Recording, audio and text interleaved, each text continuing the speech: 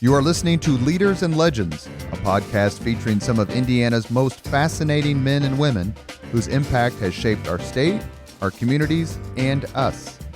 Join us as we discuss their imprint on our history. Leaders and Legends is brought to you by Veteran Strategies Incorporated, your local veteran business enterprise specializing in public relations, media relations, public outreach, crisis communications, and digital photography. My name is Robert Vane, Principal of Veteran Strategies, former Deputy Chief of Staff to Mayor Greg Ballard, and Communications Director for the Indiana Republican Party. I'm honored to be your host for our discussion. You are listening to Leaders and Legends, a podcast presented by Veteran Strategies, a local veteran public relations enterprise, and sponsored by Girl Scouts of Central Indiana, Garmong Construction, the Crowne Plaza Hotel and Grand Hall and Conference Center at Historic Union Station, the law firm of Bose, McKinney, and Evans, and the Bose Public Affairs Group, the McGinley's Golden Ace Inn, and MacAllister Machinery, your friendly neighborhood Caterpillar dealer. Thank you for joining us on the Leaders and Legends podcast. Our guest today is Mike Lopresti, who is a longtime award-winning, insightful, and dare I say, prolific sports writer, not only here in Indiana as a native Hoosier, but he's covered so many events. There's just no way we could talk about them all in one podcast. A very quick list would include 40 Final Fours, 30 Super Bowls, 31 NBA Finals, 32 World Series, 31 Masters tournaments, more than 40 major college bowl games, and 16 Olympic games.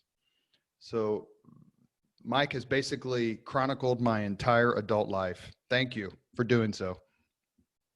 Well, you're welcome. I've chronicled a lot of my adult life too. So You're a native Hoosier. You're born in Richmond, as I recall, and went to Ball State. Did you hear that, Danielle Shockey? You have a Ball State grad on the podcast. Was the sports bug or the sports writing bug something that you caught early? yeah, actually, I started writing sports for my junior high newspaper. It was a middle school called Pleasant View. I've forgotten the name of the newspaper, but I started writing a little bit there, and then through high school, I'd always, when I was younger, grown up just assuming I was going to be a big-time athlete. And then at some point in time, I realized that I was missing a couple of things there. One was size, and the other one was talent. But I still enjoyed being around sports. I enjoyed writing. And more than that, I enjoyed being around the people.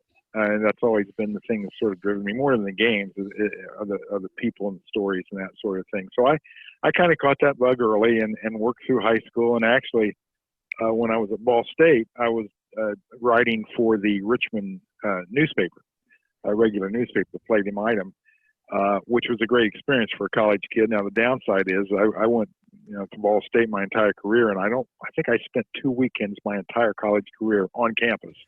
So I sort of missed that part of being a college kid. But it was nice on the weekend making a little money too, and I was certainly getting a lot of experience. So that worked out pretty well, and then just went from there. What would you consider your quote-unquote big break?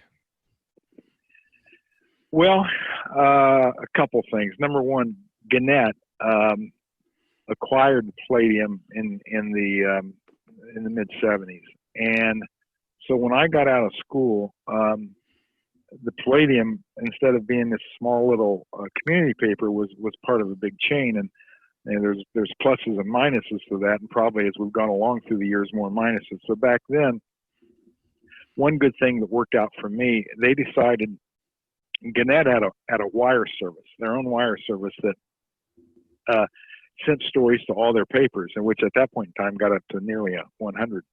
And they wanted someone to do national sports for that wire service. And so they came to me for that offer. And that was a great break for a couple of reasons. I was a Midwestern guy, and I kind of wanted to stay in the Midwest if at all possible. And they really didn't care where I lived because I was going to be, roaming from here to wherever. So that was good. And secondly, it gave me an opportunity to cover a lot of big events at a relatively young age. So, we kind of start from there. So that's where those numbers you reeled off a little while ago. That's one reason why those numbers are so large. I was able to start that and start young and start early. And back then, you can tell this is a long time ago. Money was no object with newspapers back then. If they wanted me to go somewhere, hey, yeah, let's go here, let's go there, and you didn't have the budgetary restraints and the staff size restraints and all the other restraints you see. In many ways, strangling print journalism now, but back then there was a lot of opportunity. So that was the big break. And then second of all, when USA Today was created by Gannett, that provided another outlet. And as the years went by, I still did a lot of stuff for the Gannett. They called it Gannett News Service, that wire service. But then I started doing a lot more for USA Today as well. So between those two things, it gave me the opportunity and the chance to get to a lot of events and see a lot of things. And I'll forever be thankful for that opportunity. You mentioned USA Today. It derided it at its inception as McPaper. It's become a force. I remember it having the best sports page in the world. I don't know if USA Today is it the early 80s. I was in high school, I think. Sorry, Mike. Yeah. When it came out. It. Just stick in the knife and twist it there. It came out in 82, and I was invited / volunteered / drafted to go in and help when it first got started, which was kind of exciting. Although, as you mentioned, the running joke, the McPaper, back then they didn't want anything more than about 6 or 7 or 8 paragraphs. Yeah. So from a writing standpoint, it was pretty difficult. But I was there for the first few months. And then after that, I had an option whether I wanted to stay full time or go back to what I was doing with the news service, and I quickly took the second option. But it was quite a. I still remember I was in Washington, in the Gannett office right outside Washington. I was in there when they announced this idea. They announced it at the publishers meeting one year, and nobody knew really what they were talking about. And then to see all the energy and all the money that went into it. It was quite the enterprise. I'll forever have a little piece of it. I don't even know if it's there anymore. But for a long time at the Gannett offices, they had a statue in the lobby of a guy reading the first USA Today. I believe it was August 15th or September 15th, 1982. I think September 15th. And if you look at the paper there in bronze, there's on page 1, there's a little reference box to a football story inside. Well, that was my story. So not that my name was on it, but at least I knew whenever I saw that statue, hey, I'm there. Now I don't know if that statue might be long gone, but it was an interesting experience to go through that, and it was new. And it certainly had its impact on the way a lot of newspapers presented the news with more color and more art and more graphs and that sort of thing. And then as the years went by, it sort of morphed into a little bit more of a regular newspaper. They started looking at longer stories and different styles and different tones. And, so that it made it a little more enjoyable as far as a writer to work there. Well, the sports page was spectacular. The paper was in color. A lot of papers weren't. That was something that caught the eye. And let me make a statement. Every once in a while on these podcasts, I make a provocative, or semi-provocative statement and let the guest support or refute. So let me make one and ask your opinion. Sports pages sell newspapers. Absolutely. And I think that was probably one of the better examples of that.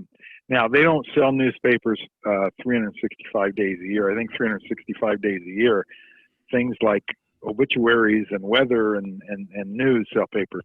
But if you go to different places, if something really interesting is happening in that area for a local team, you betcha. I mean, and that has always been the case.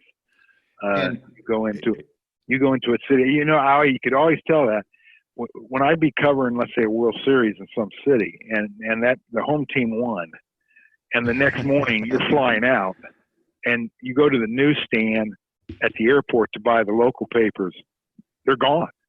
I mean, they're gone. Well, I don't think they're probably gone many other days of the week at 9 a.m., but they're gone then because the stories were in there about the game the night before. So I think, yeah, it certainly can be an engine from time to time to really drive up circulation. When I was in the Army, the USA Today, and I want to ask you about another entity, was the only way that I could follow Indianapolis sports or Indiana Hoosiers or Notre Dame football on a regular basis is because USA Today had such a national reach.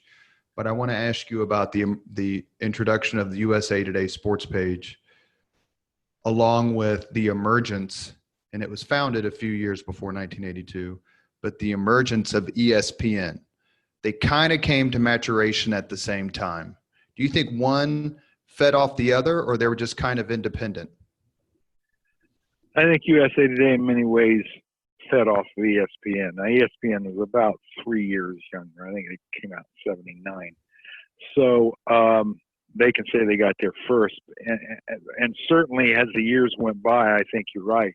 They fed off one another. But I think a driving force to the way USA Today went at things, particularly with its sports section, was off of ESPN. I mean, there was this great appetite out there that people didn't really believe. If you go back to 1980, ESPN was sort of a running joke for people because back then they didn't have enough programming to fill it, and always the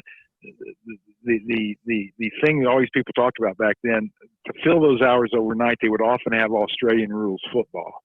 Now, there's not a real big market in the U.S. for Australian rules football, but there would be hours upon hours of that on ESPN because they didn't have anything else to fill it with. This is before a lot of stuff they have now. So back then, there was a lot of people wondering. Hey, this is nice during the Final Four or Super Bowl week, but 52 weeks a year.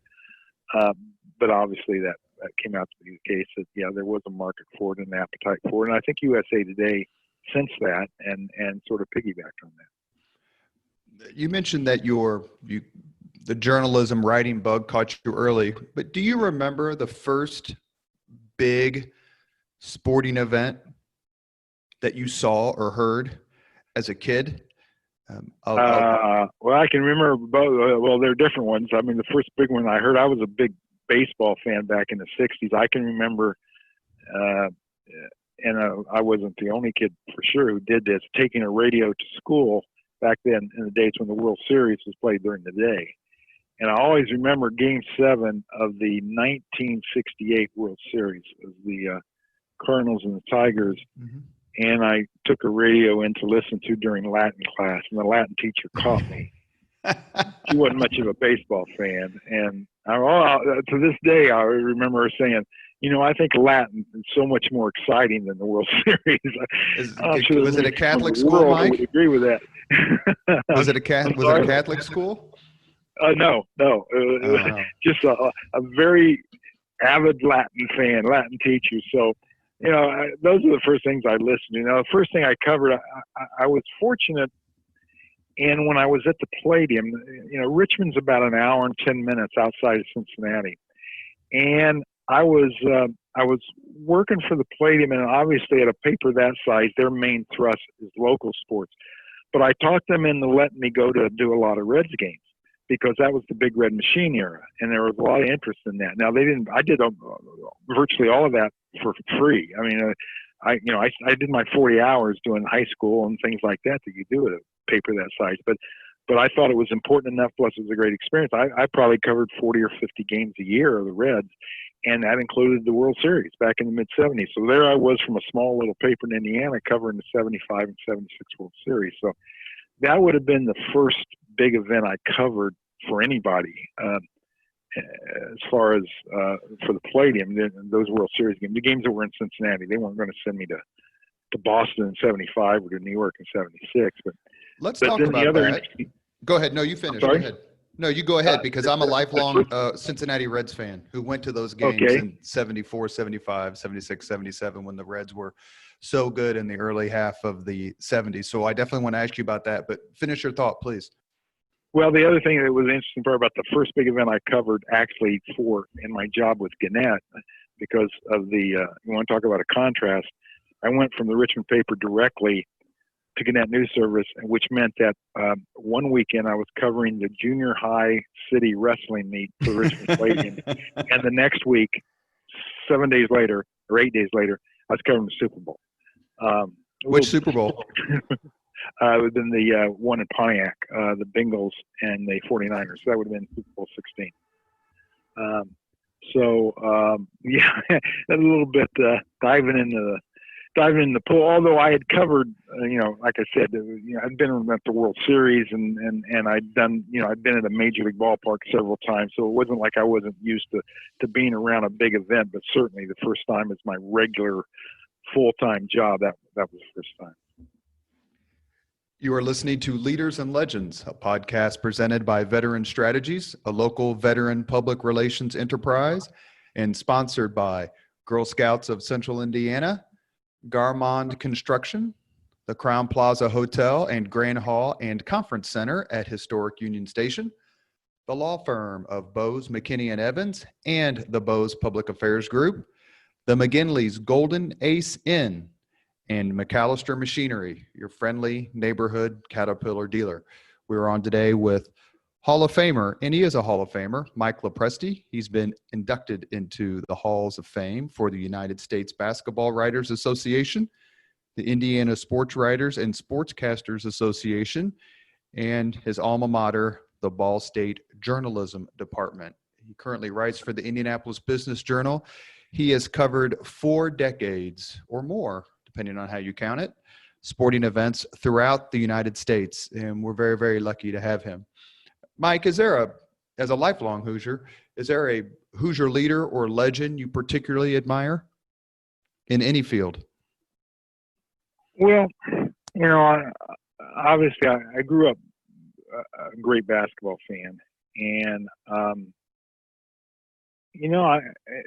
the easy thing is to say, well, a guy like Larry Bird, and I did. I admired. I covered that year in '79. I didn't cover the Final Four. In fact, that's the last year I didn't cover the Final Four.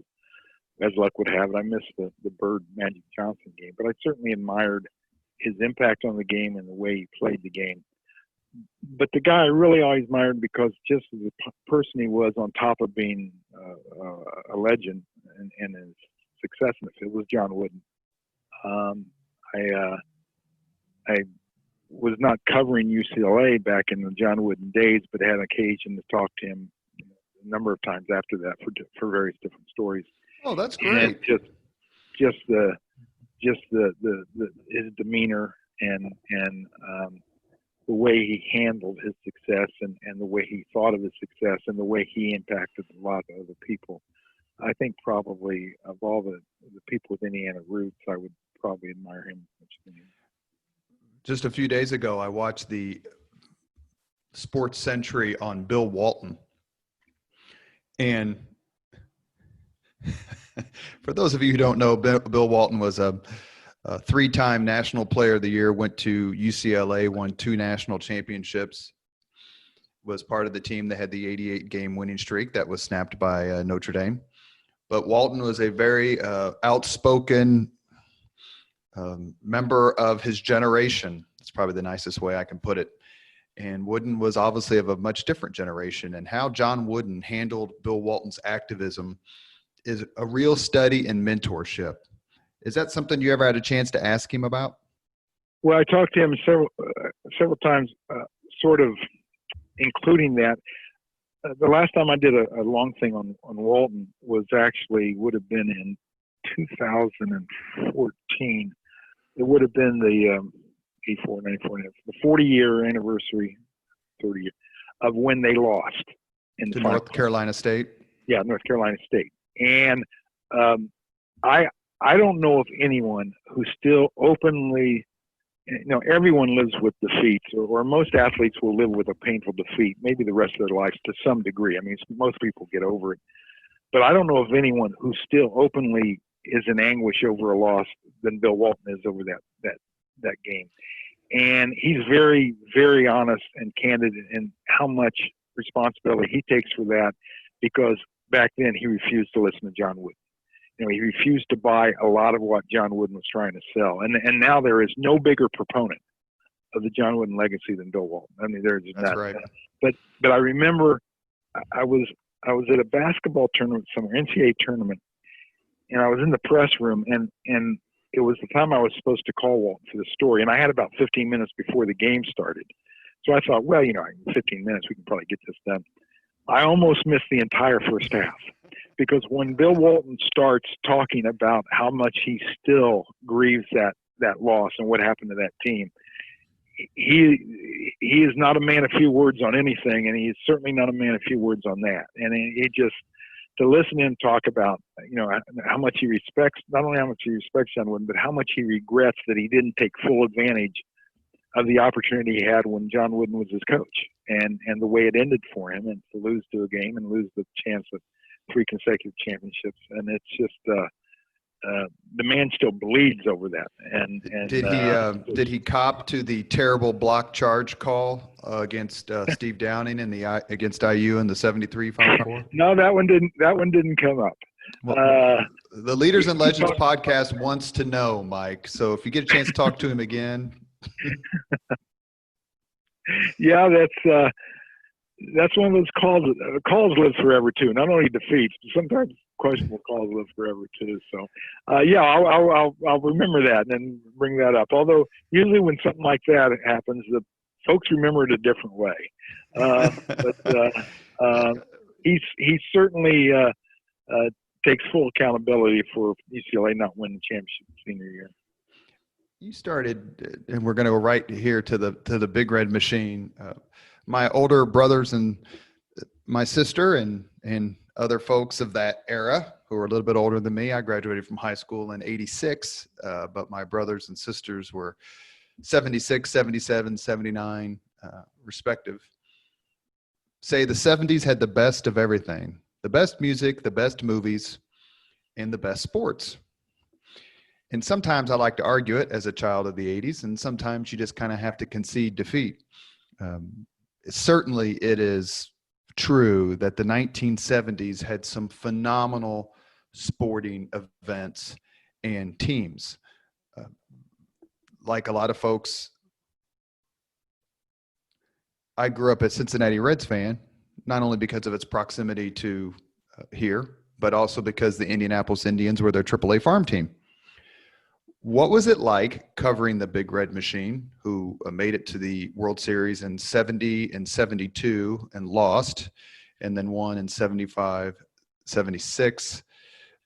Did you get a chance to talk to a lot of the players? Did you get the sense you were witnessing greatness? And what part of it do you hold today as, wow, I was just lucky? Well, I'll tell you one thing, and to this day, it is still the best team of any sport to cover that I've ever been around. And I've been around a lot of champions. That team, and it's one of those things you really didn't appreciate. I think at the time you appreciated how good they were. All you had to do was look at their numbers and look at October.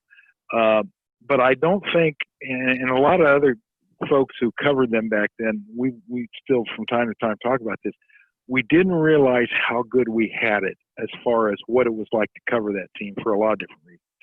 Number one, obviously they were good. I mean, you were watching good baseball. You were watching, and you knew at the time you were watching several future Hall of Famers. I mean, there wasn't a big secret about that.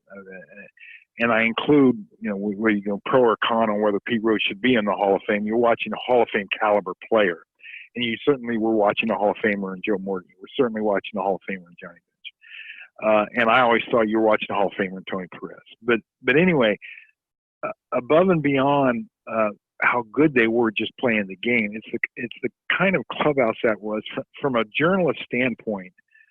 You couldn't get better because first of all, you had all their stars were extremely media savvy and media friendly. I mean, if you couldn't get good stories, good quotes out of Morgan or Rose or Bench, you really weren't trying. So you had that. And above all that, when it came to quotes, you had Sparky Anderson. I mean, sometimes it was hard to get by the manager's office because Sparky would just talk forever and ever, and he was very good with the media. So you had that. Then when you got into the role players, you had guys that just accepted that role, and they were good people. And then when you went into the pitching staff, and they were just sort of, no one remembers the pitching staff on the Big Red Machine much. These were just normal Joes. They had a reliever named Clay Carroll. His personality was that of a guy you would meet, at a local pub. You had starters named Jack Bellingham and Fred Norman, and these could be your neighbor. I mean, that's the kind of guys they were. So you had this great mix of superstars who never minded talking to the media, and average Joes who were as approachable as you could get. And I'll tell you what, in a lot of baseball clubhouses, that's not the case. There is nothing more intimidating to a reporter, especially if you're not from that team, not from that town. If you're a stranger, it can be pretty unpleasant to walk into a baseball clubhouse. It's not a real open place in a lot of places. Cincinnati, it couldn't be better. So you throw all that together, plus the fact they were winning, which a lot of times covers up everything else anyway. It was a great experience, and for a young guy, I didn't realize at the time. I thought covering everything would be like that. Well, no, I've never been around a team that was better from my standpoint, from a working sports writer standpoint, to cover than the Reds of the mid-'70s. Of all the baseball teams that you've covered, would you put the 1975 Cincinnati Reds, who beat the Red Sox 4-3 in the World Series and won 108 games, and other teams have won more games and other teams have won more World Series, would you put that at the very top, or at least on your Mount Rushmore of greatest teams you've ever seen in baseball? Yeah, although I'm not so sure they weren't better in 76. I remember 76, they did something that no team to this day has done. Oh, yeah, that's right. They went through the postseason unbeaten. Now, to be fair, they only had 2 rounds where they had to play, they only had to win 7 games, where that's far fewer than you have to win today to do that. But they, swept the Phillies, probably Phillies, and then swept the Yankees. Is that right? Right. Yeah. Phillies and the Yankees, and so between those two teams, I'd hate to pick, but I think if you take those two together, they certainly were as good, if not better, than any team I've personally seen. You think about the Yankees of the late '90s. I'm not sure they were as dominating in their season as if you look at the Detroit Tigers in '84. Sure. Where they just went wire to wire and no one ever touched them. Did they start out like 35-5 or something ridiculous? 35-5. Yeah. And so, they weren't that way. In fact, 75 Reds in mid-May were really struggling, and that's the famous switch in the lineup that Sparky Anderson made, where he moved Pete Rose to third base, which allowed him to get George Foster into the lineup, and from then on, everything just clicked, and they went from there. But I think if you look at their entire body of work, I'm not sure anyone in the last 40 or 50 years I'm sure, in my opinion, no one's any better. And there would be a couple that you could approach that. Now, then you start talking about the great Yankees teams of the past. I remember at the time in 75, 76, the great debate was, okay, are they as good or better than the 27 Yankees? Well, how do you answer that? I mean, I'm not sure how you decide that. That's entirely a subjective argument. It's fun to make, fun debate to have, but I'm not sure there's a clear-cut answer to it. But certainly they would be on the short list of great, great teams.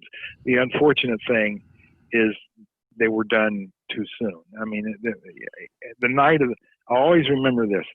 The night they won it, clinched it in 76, the Yankees, Bob Housen, who was the general manager, who was the architect of this team, said, "We will never see anything like this again." And you thought, well, these guys are not very old. they still got some of this stuff done. Well, it turned out they didn't. I mean, you never saw them. The next time you saw the Reds in the World Series was 1990. So, that team that burned so brightly in 75, 76, things went kind of sour in a hurry. But one of the best sports books I've ever read, and I recommend this to anyone who's a fan of the 70s or fan of baseball, but particularly a fan of the Cincinnati Reds. It's a book called Game 6. The author is Mark Frost, and it's really a detailing of the 75 World Series, which most people acknowledge is in the top 3 or 4 World Series of all time, not only because of the quality of play and the quality of the players, but also because of what it meant for television and baseball at the time. So look up the book, Game 6, Cincinnati, Boston, and the 1975 World Series, The Triumph of America's Pastime. And that will fill in many of the gaps that we wouldn't have time to talk about today. What often gets forgotten about that famous Game 6 is they got a nor'easter in Boston. And That's right. The World Series was postponed for 3 days. The first 5 games of that series have been very, very good. It's been close. It's been back and forth. There's been some controversy with the home plate deal with that armrest and all that. But I remember the theme on the 3rd day of the rainout is, well, it's too bad that Mother Nature has absolutely killed the drama in this World Series. Because you can imagine just sitting around for 3 days and watching it rain. Well, Game 6 quickly got rid of that theme. But it was funny going into that Game 6, people were saying, boy, this is a great World Series, but now it's lost all its mojo because it seems like forever since they played last. You mentioned him earlier, so we can get your opinion on this. Does Pete Rose belong in the Hall of Fame, A? And B, do you think he'll ever get there? I think he will get there. I'll answer in reverse order. I think he will get there. I'm not sure he will live to see it. I think there will be down the road where they go back and look at the veterans and that sort of thing, guys who didn't get in the regular voting method. I think sooner or later he will be there. Time heals all, but sometimes it takes a long time, and certainly he has not helped himself.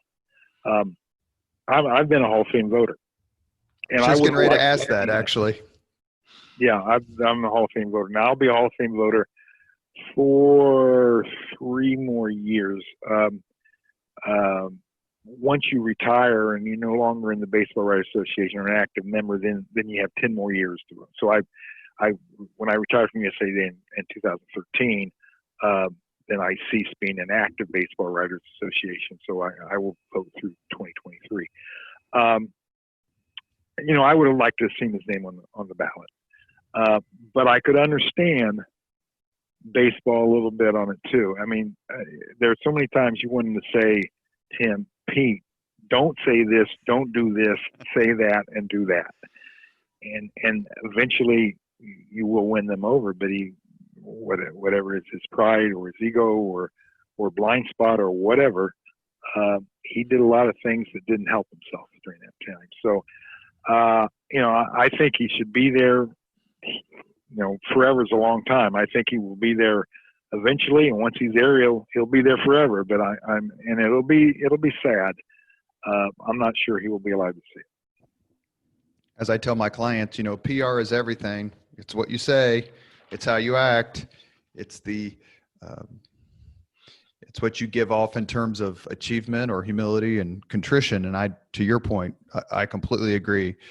Rose certainly deserves to be in the Hall of Fame for what he did on the field. And it's ironic that what he did off the field is what's keeping out of something that is clearly so important to him. I mean, you cannot think of 60s, 70s, and 80s baseball without thinking of Pete Rose. He was MVP and multiple World Series champion, and probably has the most iconic play in the history of the Major League All-Star game.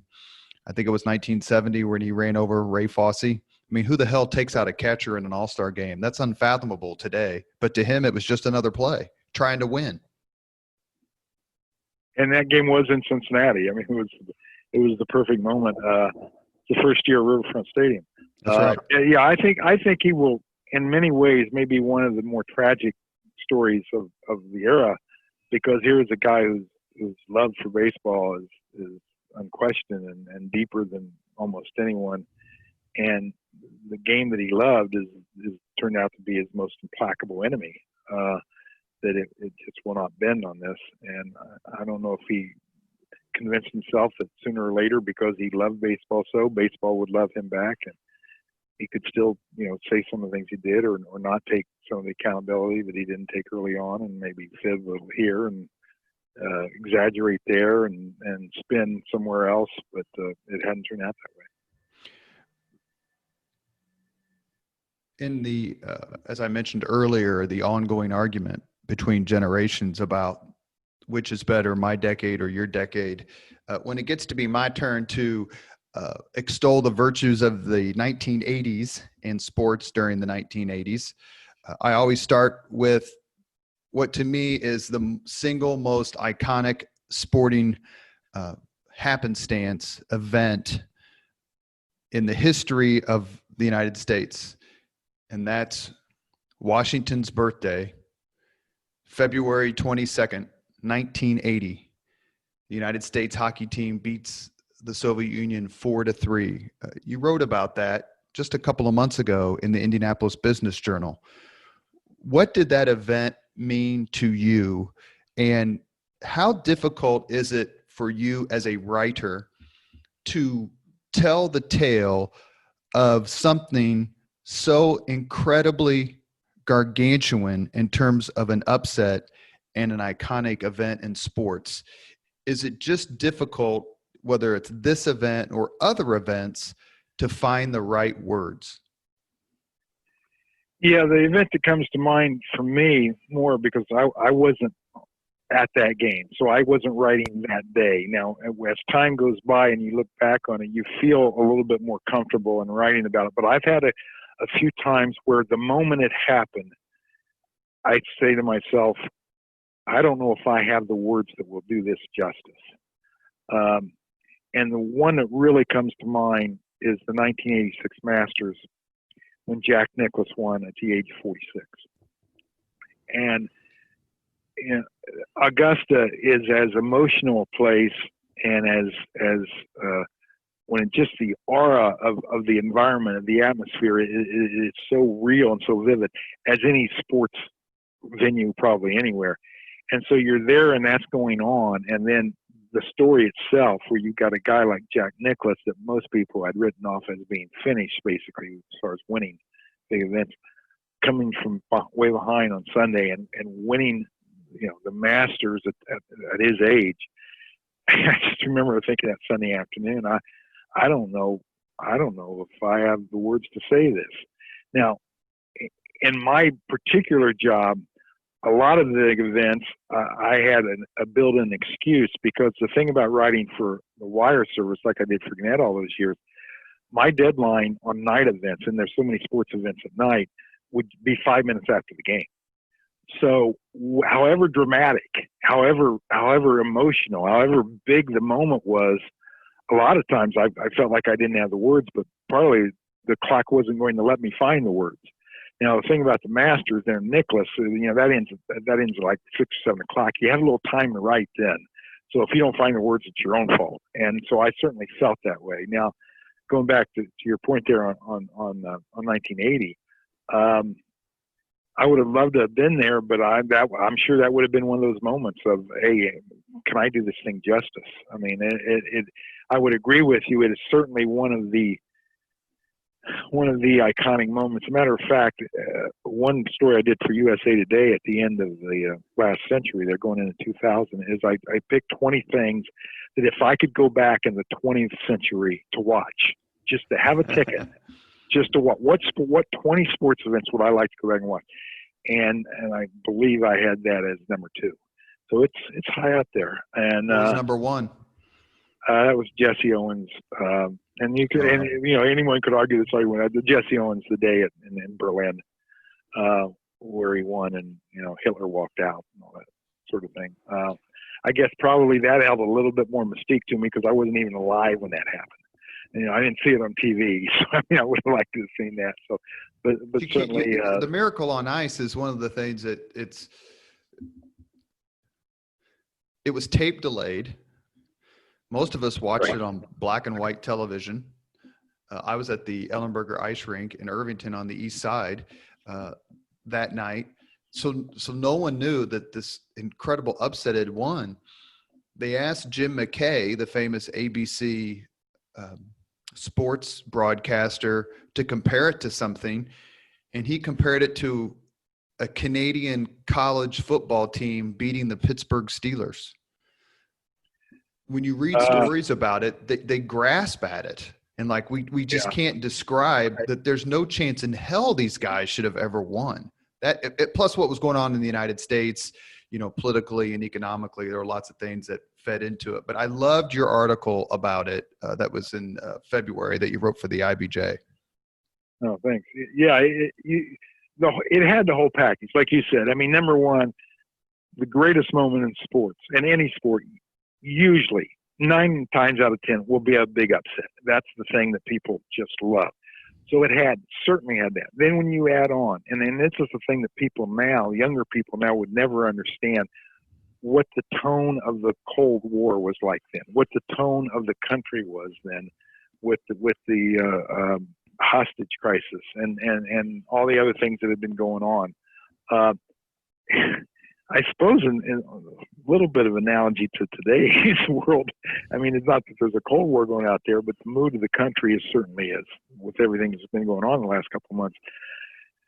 Certainly is probably as dark as it was back then, but it's for a very different reason. But yeah, if you put all that together, and then you add in the great upset. I mean, had that been against Canada, a bunch of Canadian professionals, it would have been a big upset. People would remember, but nowhere. It was the Russians, and in a way, the Olympics have, in a way, in the last 20 years, I covered a whole bunch of Olympics, and what was lost through the years. I'm not saying it's good or bad, but I'm just saying it is that great Cold War rivalry. I mean, the sort of the side effect of this, these two countries in the world being at each other's throat all the time, which is bad, but it certainly made for drama in sports. So, in '72, when the U.S. basketball team lost, and it's the first time they'd ever lost in the Olympics. Well, if they'd lost to Brazil, that would have been a story, but they lost to the Russians. Well, that made it more than. Can I say they were cheated? Oh, well, yeah, that more too. than once. Yeah, that too. So, so that a hockey moment. Certainly, you mentioned Mount Rushmore. The Mount Rushmore of great events in the 20th century. Certainly, you would have one spot there for the U.S. hockey team. You mentioned covering a lot of Olympic games, and since I'm going to make this statement, and you please push back, but since the 1980 upset in Lake Placid in the hockey portion of the games, probably the biggest media spotlight on anything since then has been the 1992 Dream Team men's basketball. Did you get to cover them? And if you did, what was that like? I covered a few of their games. Now, the thing about it was, I enjoyed the spectacle of it, and certainly the impact it was having on those people around the world, and how they view basketball. And I think the impact of that you see to this day in the NBA with this great influx of international players. Well, a lot of that started in '92 when all the way around the world people kind of fell in love with the sport because of the Dream Team. So I understood that. But that again, what I enjoyed more than anything about the Olympics are the stories that you never saw the other 3 years and 50 weeks, of the cycle. I mean, just people from nowhere who had their moment in the sun and they would never have another moment. Give us an example, please.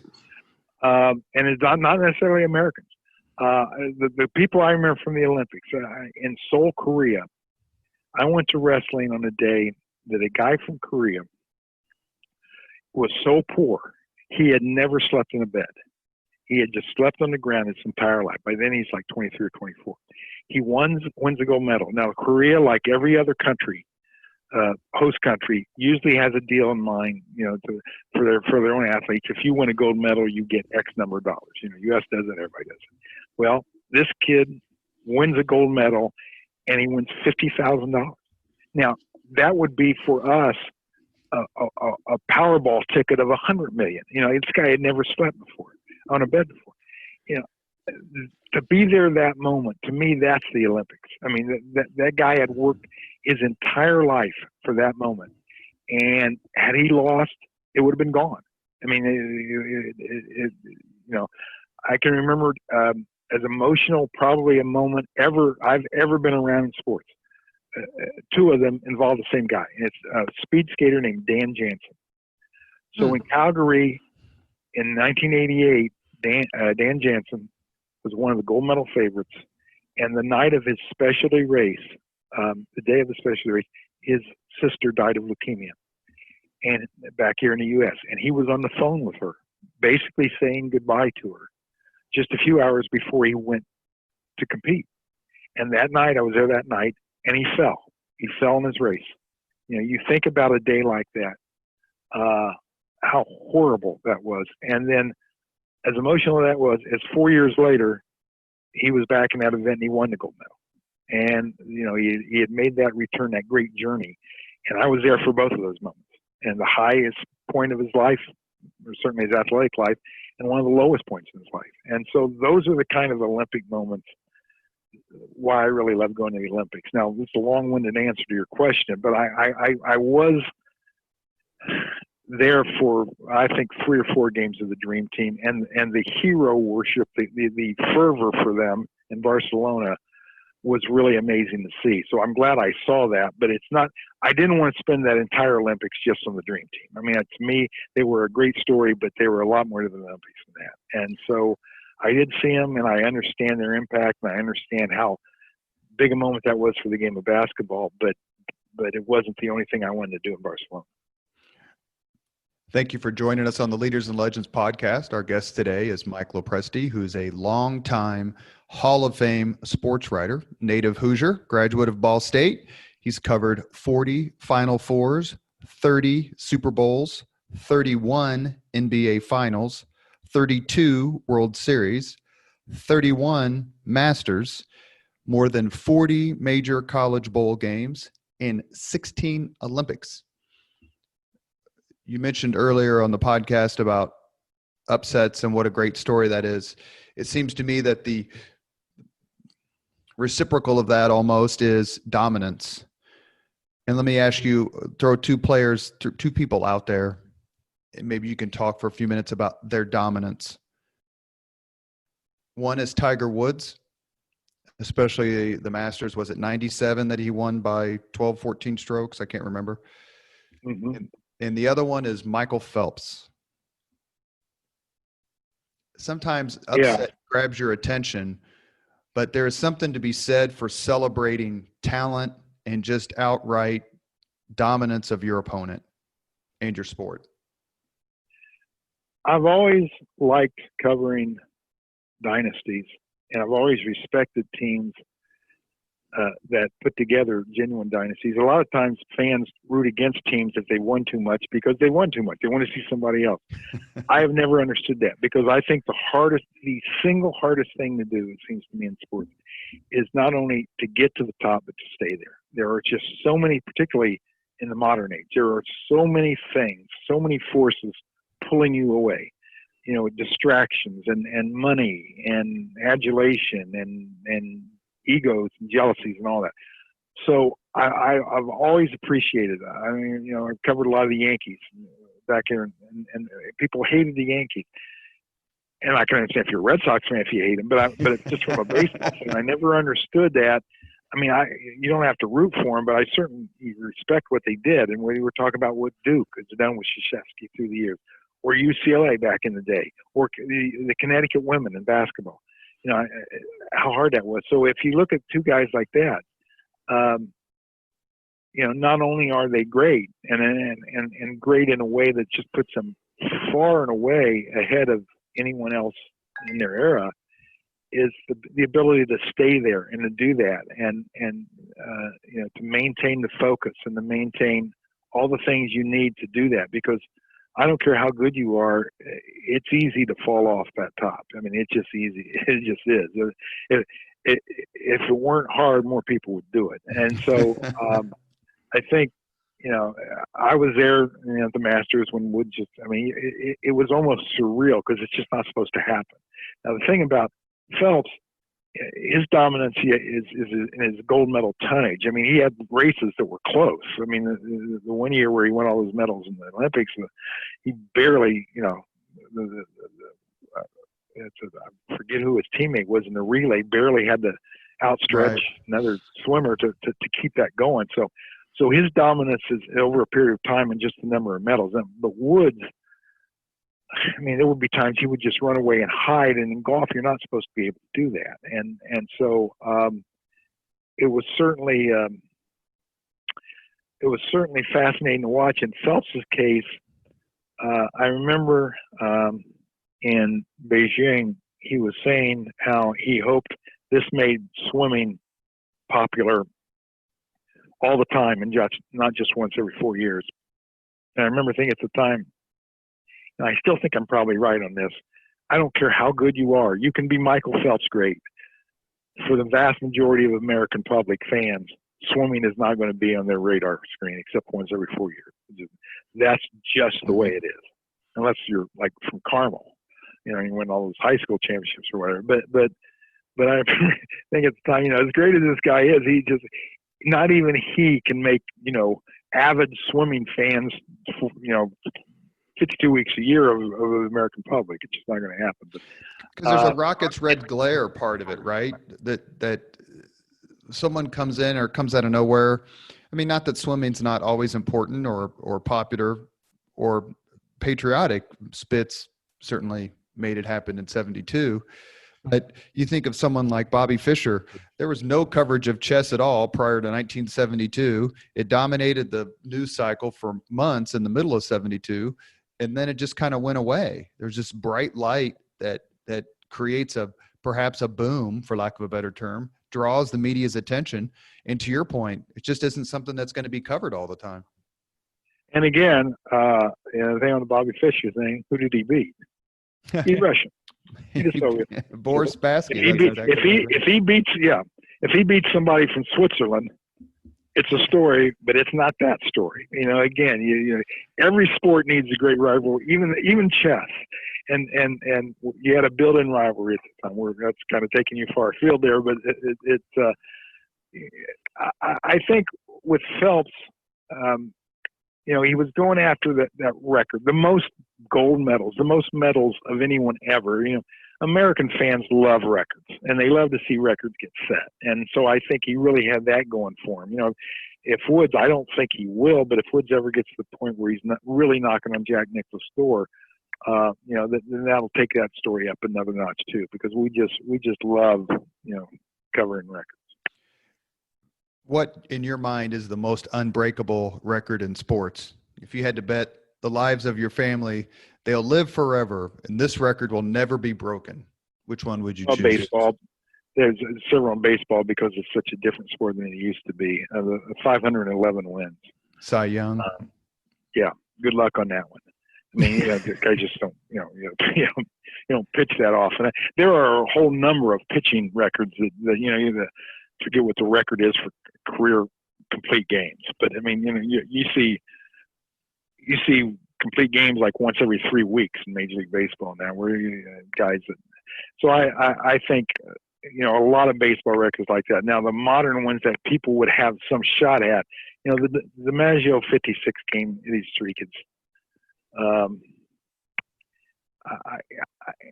you can say that no one will break. Now Pete Rose sort of nibbled at it, but for all that big adulation over the Pete Rose thing, he still missed by 12 games. He missed by 2 weeks. That's right. So I think probably that one comes to mind as far as the ones that you could see possibly. I mean, there's just no way anyone's ever going to win 500. Pitcher's going to win 500 games. That's not going to happen. You can see how someone, if everything went right, 56 games could make a run at, but I don't think anyone will. Like seasonal records, would you'd have a chance, 56 games or the home runs or whatever, but it's the career records. And I agree with you in baseball, especially, that just, there's no chance in hell someone is going to win 512 Major League Baseball games and beat Cy Young's record. Yeah, I'm not sure we'll see an NBA player score 100 points in a game again. I'm not sure. What about average? Wilt Chamberlain, he's talking about, what about average 50 points a game for an entire year? Yeah, that's true. That's true. Another record I don't think we'll see is, Pete Maravich still has the college. Oh yeah, that's right. Record. Was it 44 points a game? 44 a game. But the interesting part of that, I don't think we'll ever see a guy do that again and never play in the NCAA tournament. Pete Maravich never played 1 second in the NCAA tournament. Of course, back then they were only taking 23 teams and only one team from conference, and so he wasn't going to get past Kentucky. But I don't think we'll ever see that happen again. That's a great point. I want to talk to you a little bit about being a Hoosier and covering Hoosier teams and Hoosier sports. When you were really hitting your stride as a sports writer, you had Bobby Knight and Gene Cady and Lou Holtz and various other players who you covered. And then I want to also ask you about the Indianapolis 500. You wrote a really good article again in February about Butler and its run. What was it like being a Hoosier, covering Hoosier sports? Well, I loved, as I mentioned earlier, I loved basketball, being a Hoosier. And to this day, I don't think I've ever covered any event that I liked any better than the state high school tournament, particularly back in its heyday, back in its classic days. Because I covered, in the 70s and 80s, and high school basketball was just enormous. And I was there in 1990, the day they had 41,000 at the Hoosier Dome for the state finals.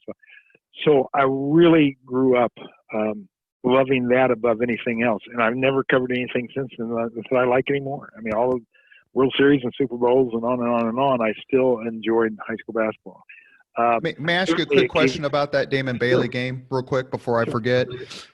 Sure. Because I want you to finish your answer, but I'll forget this if I don't ask right now, so please forgive me. Did you talk to other sports writers about that, or coaches or people from other states who said there's 41,000 people at a high school basketball game? I mean, could they even imagine that? Or is that like, hey, you know what? It happens other places too. No, I remember talking to a few, not players, but I remember talking to a few coaches, particularly from Ohio, because I'm on the Indiana-Ohio line over here in Richmond. So, and Ohio fancies itself as, and they are a pretty big high school sports state, more football than basketball. But yeah, that seemed like fantasy land, 41,000. and as great as that moment was, I still think more indicative of Indiana back then was how many places you would see 6 and 7 and 8, 9,000 in all in the same weekend. I mean, that's the state finals, and it was a big deal. Damon Bailey was a huge draw. So that certainly is a great moment in high school sports. But I always felt the bigger evidence is on a given Friday night back then, how many different places you would see packed in, in 100 places. So, but anyhow, that was certainly a great moment. And feel very lucky that I was there to see that. As far as the Indiana sports, I kind of lucked out and come along, in IU basketball. I was not there for their 76 championship, but I did cover 81 and 87. Certainly Bob Knight is one of the more fascinating people in sports I was ever around, both for good and bad.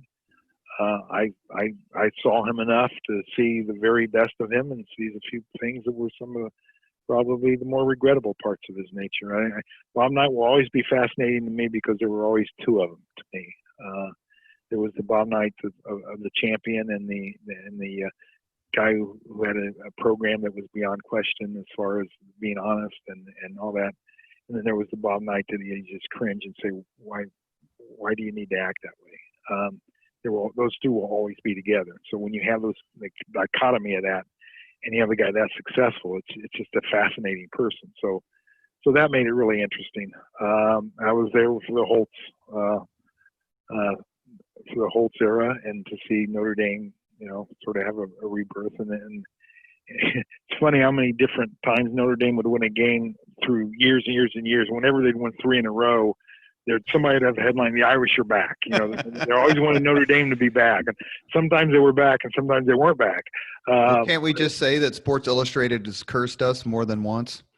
Yeah, it's funny because in the press box at Notre Dame Stadium, they have all these covers, Sports Illustrated covers of different Notre Dame pictures, and there must be 30% of them must be "The Irish are back" or "Notre Dame is back." That was a thing someone always wanted to jump on. So, I was there for the so-called game of the century, where there are several games of the century, but probably the last one in the 20th century involving Notre Dame was Florida State Notre Dame in '93. And that was number 1 versus number 2. Notre Dame won, but it was where I was really lucky is I went back the next week. A lot of people said, "Why are you going back?" And I said, "Well, you never know." So I went back and I lost to Boston College and cost the national championship. So, but yeah, that was, a Saturday at Notre Dame, when the weather's, nice fall and all that, certainly ranks way up there for things I enjoyed. Can we just pretend that Notre Dame Boston College game just didn't happen? Were you there? What's interesting about that season, they ended up number 2, and Florida State ended up number 1. So the only game that didn't matter that year in the final poll was the game of the century, because Notre Dame won that one. And I remember writing a story about that, saying, I think Notre Dame should probably be number 1, even though they lost to Boston College. If it comes down between Notre Dame and Florida State, they played. They played on the field. You have head-to-head. And to say that game didn't matter, well, that was the game of the century, but it was the only game. Well, I wrote that column for Gannett, and I got a note a month later from Lou Holtz, thanking me for that. I don't think he's over. You talk about people not over games. I don't think he's over that whole season, how they didn't win the national championship that year. Well, I can imagine that. I can imagine. Now, the thing is, in '89, I remember when it a little bit like that, Notre Dame tried to make a case they should be there instead of Miami, and Miami beat them during the season. I said Notre Dame had no argument that year, none, because they lost to Miami. But they've got an argument here, and so I think he appreciated that, so he's no remote there. As someone who went to Ball State and is an Indiana kid his whole life, except when work took you from place to place, but you grew up here and certainly understood your capital city. If I had told you in the mid 70s or maybe late 70s when you were starting out or in your career that in a few decades, the city of Indianapolis will not only win the right to host a Super Bowl, but will completely redefine what it means for a city to hold a Super Bowl, you would have said? Yeah, no way. I mean, at that point in time, who would imagine a Final Four in Indianapolis, let alone like 8 of them or how many ever there have been? It just didn't seem like the place. And then all of a sudden you look and there's this new facility and there's that new facility. And I think back in the 70s, I'm not sure anyone would have ever believed you'd see an NFL team playing in Indianapolis. So certainly there were a lot of moments that you never saw coming. And you mentioned this earlier. Included in that is that you would see a Final Four in downtown Indianapolis, and the team taking the floor would be the Butler Bulldogs. I don't think many people would have imagined that either. Is it hard? Let me ask you a question about that game just real quick. Yeah. Did you root for Butler? Yeah, in my heart of hearts, I did. And not because it was Indianapolis, Butler, not because I'm from Indiana. I rooted for George Mason. I mean, I when they got there, and that was in Indianapolis as well. I rooted for Davidson when they almost got to the Final Four, Steph Curry.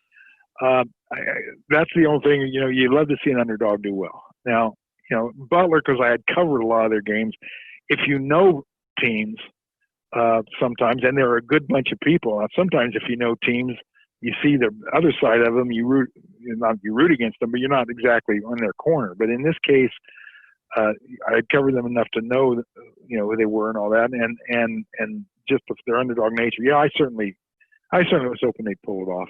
And the thing about that year, what was surreal is that it was in Indianapolis, that it would work out that way. That Butler would get to the Final Four, you'd never imagine that, and it would be in Indianapolis, so you could put that. But if you looked at that team, it really wasn't that big of a surprise if you really studied that team, because they were really good. Now, the next year, I thought that was a supernatural act of magic that Butler got back to the Final Four. I mean, I saw them a lot that season where they didn't look like a team that could get in the NCAA tournament. And it just, everything just fell into place at the right time. I mean, to me, that was an unbelievable March. Now, in 2010, it was sensational, and it was a great, great, surprising story, but it wasn't that unbelievable if you looked at how good a team Butler was. The big sporting event for television that's happening right now as we record this podcast is the ESPN series on Michael Jordan and the Chicago Bulls. Did you cover that team? Did you get a chance to interview Michael Jordan much? And do you think that team and that era of the Bulls deserves the hype that it seems to get every single day? Yeah, I covered. I was there. Jordan, I was there in '82 when he hit the big shot against Georgetown, and I was there in '89 when he hit the big shot against Cleveland, and I covered all through the '90s, all their championship games. And as the series pointed out, in the early episodes, one of the things I remember most is just the open hatred between the Bulls and the Pistons. I mean, that was as raw as I think I've probably seen in sports between, a lot of times you say these two teams don't like one another, that's a bucket game. Indiana and Purdue don't like one another. Well, maybe not, nothing compared to what that was. And so I remember that, and I was there the day the Pistons, when the Bulls swept them, the Pistons, went off the court and didn't shake hands. And so through all of that, that's certainly the greatest dynasty I have ever personally covered. Now, I'm not saying it's the greatest dynasty above, let's say, the Celtics in the 60s. But it was just really, really fascinating to watch that guy play. And what could he do next to surprise us? What could he do next we haven't seen before? And you get into the last part of his era there and with Utah, and the time he scored 40 whatever points a day, he had food poisoning, and then the way it ended on the last shot, which I'll get to down the road in another episode. I really, I feel really lucky I was able to cover that. And it was also interesting in the years between, while he was off playing baseball, to see what the Bulls tried to do. I was there when they lost to Orlando. What they were trying to do without Jordan, or where they were in '95 when he came back toward the end of the year, playing his first game, as we all remember, in Market Square Arena. Yeah, he special is way too light of a word for him. What he meant to that game and what he meant to that decade, and how good those guys really were.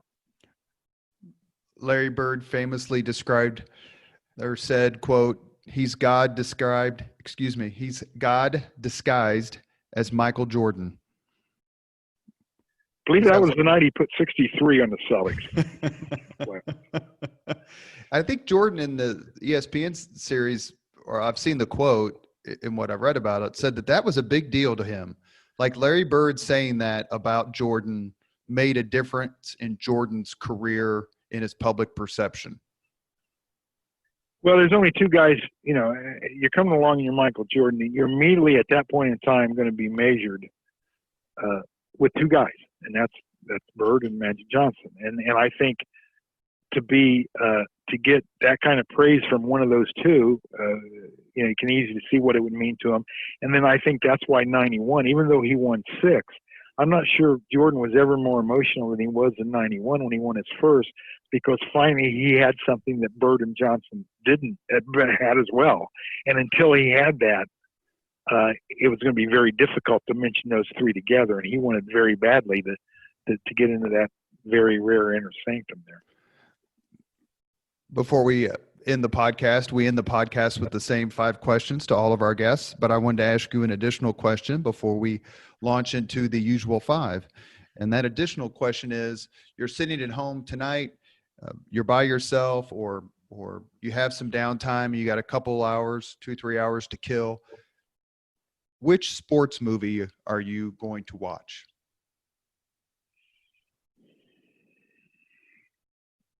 Oh, well, this is going to sound so provincial if I say Hoosiers, but it is. I mean, it would be the one. It would be the one to watch. I hate to say that because, well, you're from Indiana. What else are you going to say?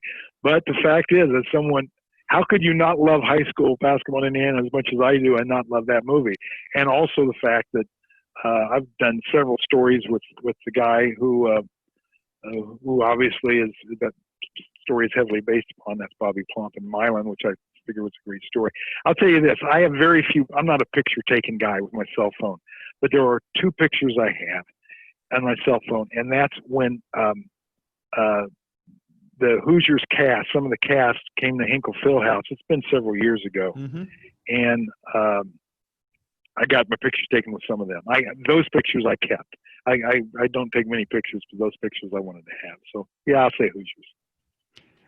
You are listening to Leaders and Legends, a podcast presented by Veteran Strategies, a local veteran public relations enterprise, and sponsored by Girl Scouts of Central Indiana, Garmong Construction, the Crowne Plaza Hotel and Grand Hall and Conference Center at historic Union Station, the law firm of Bose, McKinney, and Evans, and the Bose Public Affairs Group, the McGinley's Golden Ace Inn, and MacAllister Machinery, your friendly neighborhood Caterpillar dealer. Our guest today is longtime award-winning Hall of Fame sports writer Mike Lopresti, and we are ready for the 5 questions. Mike, if you are. Right ahead. What was your first job?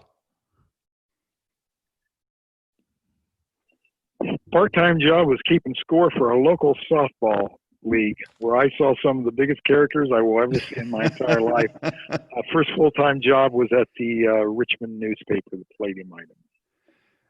First thing I ever covered was an American Legion baseball game. I do remember that. You remember who won? You got me there. I hope I had the right team winning the story. That's all I hope back then. I was that nervous. Well, sports writers are famous for remembering the pitch count in the bottom of the 7th in some AA game. So I wouldn't have been surprised if you'd have pulled it out, Mike. That's for sure. Second question: what was your first concert? The Carpenters. And I believe it was in Newcastle, in Chrysler Fieldhouse. I was a big Carpenters fan. Question number 3. If you could suggest any book for someone to read, which book would you recommend? If I stay with sports,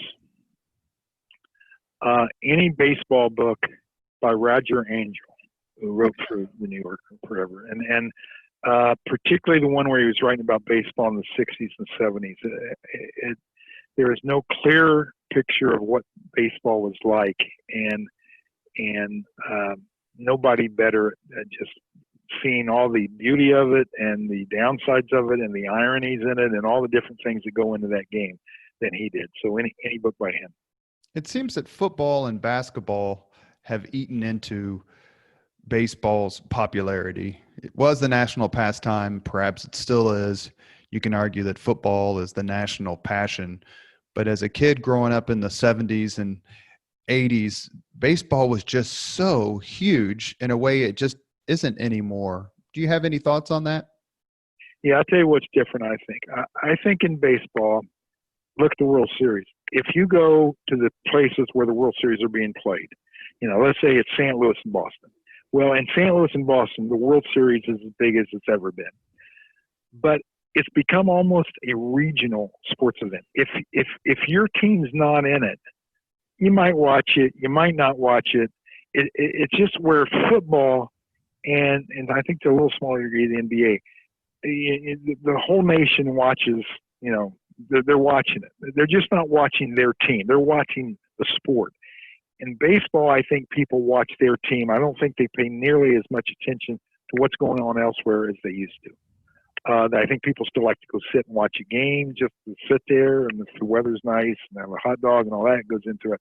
But I think watching, baseball as a spectator and as a TV spectator sport is not the same, because people don't want to watch unless their team happens to be playing. Number 4, if you could witness any event in history, be there as it happens, which event would you choose? I think I gave that one away a while back. I'm kind of a history buff, and you tie sports and history together. The day that Jesse Owens, won the gold medals there in Berlin, and you're doing it in front of the Nazis, and Hitler's there and walks out and all that. I would love to have been there to see that. I would love to have been there to see the Miracle on Ice. What about speaking of dominance, Secretariat in the 73 Belmont? Yeah. Now, see, I saw that in fact, I saw that of all places, the Reds clubhouse. I was watching TV on that. I would love to have been there in person for that, but I did see that as it happened, so I don't feel like I missed that. Whereas some of these other things, I feel like I missed. And was your mouth just agape at the horse winning by 33 and a half lengths? Yeah, I still remember just being absolutely shocked, as anybody that's watching would. You didn't have to be much of a horse racing expert to understand just how unbelievable that was. You just never see that. And I got a side story to that if you have time for it. Sure, go ahead, please. Well, it has nothing to do with that day, but it has everything to do with the movie. If you saw the movie Secretariat. And Diane Lane, who is one of my favorites, stars in that. And I was at USA Today then, and I got a call from the PR person saying, this movie's coming out, and you'll be reviewing it, we're sure, so would you like to have lunch with Diane Lane? Now, I can't think of anything I would do to have lunch with Diane Lane. But in the sake of being honest, I had to say to him, I don't review movies. I won't review the movie. Here's the person you need to talk to. So I had to turn down Diane Lane. So when you say Secretariat, I think of two things. One, how great that horse was and that dominance of that victory. And two, that movie and not having lunch with Diane Lane. Last question number 5. If you could have dinner with anyone living today, perhaps Diane Lane, 2 hours off the record, whom would you choose? Oh my. And they have to be from sports? No, sir. Goodness gracious. If it was in sports, I think Mike Krzyzewski or Tom Brady, just to talk about greatness. If it was not in sports, Tom Hanks, just to talk about what kind of career, because I'm a big movie buff. So just to talk about what his career has been, and I think it would be fascinating to hear him talk about his story. So off the top of my head, I probably would come up with different ones if I had a while, but those are the ones that come off the top of my head. Since this is an Indiana podcast and Mike is a native Hoosier, I'm going to ask one more question to hopefully create what it would have been, correct what would have been an almost unpardonable sin. And that is, I did not ask you and want to ask you about covering the Indianapolis 500. Did you enjoy that? Did you do it often? And what was it like to talk to people and to explain to them how huge an event the 500 is? I never did, during my days at USA Today, all those years, I never did the 500 for this reason. It would always be during the NBA playoffs. As a kid, I used to go a lot, and just, the vastness of it. It was always a place I loved to be unless it was bad weather. Then it was the last place on earth I wanted to be. If the rain came rolling in. But I never covered it much at all through all those years, because I would always be in Boston or Chicago or somewhere, a few times since then for IBJ, and I've done a few stories from there for various things, and I've always been struck by how friendly and approachable and affable virtually everyone in that sport is. And I didn't know that. All those years I was never around it much, so I didn't know.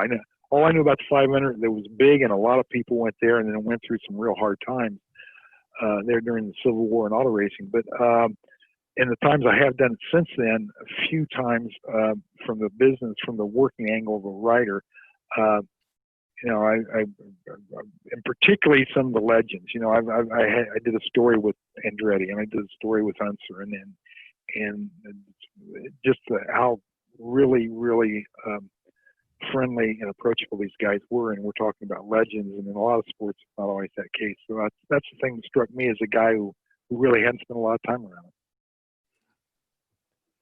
Thank you, Mike Lopresti, for joining us on the Leaders and Legends podcast. We've enjoyed the stories. We have dozens and dozens of additional questions if you ever want to come back on. The events you've covered, decades worth of Hall of Fame sports writing. We just got a tiny sliver today, but we enjoyed it very much. Thank you for your time. Thank you. Thank you very much for listening to Leaders and Legends, brought to you by Veteran Strategies Incorporated. If you want to contact us about this program or our menu of public relations services, please send us an email at robert@veteranstrategies.com. That's Robert@veteranstrategies.com.